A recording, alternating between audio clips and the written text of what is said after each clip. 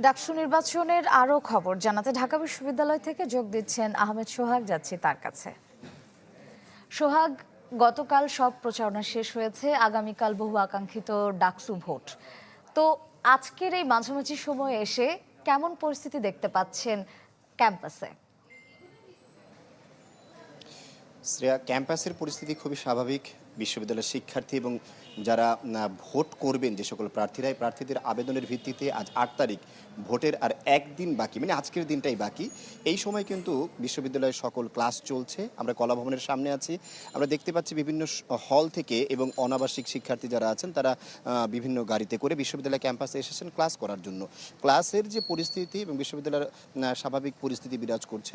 বিশ্ববিদ্যালয় প্রশাসন কিন্তু তাদের ৩৮তম বিশ্ববিদ্যালয়ের শিক্ষার্থী প্রতিনিধি যে আছে তা নির্বাচন করার জন্য পূর্ণ প্রস্তুতি নিয়ে রেখেছে।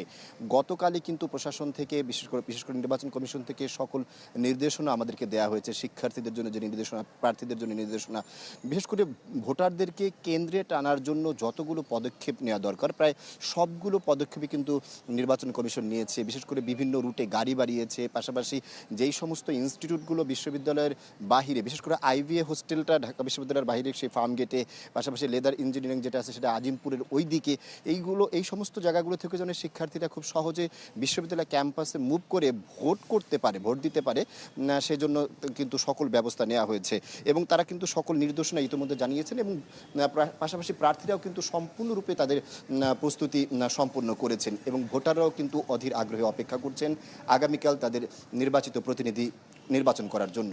শ্রেয়া, ধন্যবাদ সোহাগ। ঢাকা বিশ্ববিদ্যালয় থেকে ডাকসু নির্বাচনের খবর জানাচ্ছিলেন আহমেদ সোহাগ। Furniture just smarter. JMG Furniture.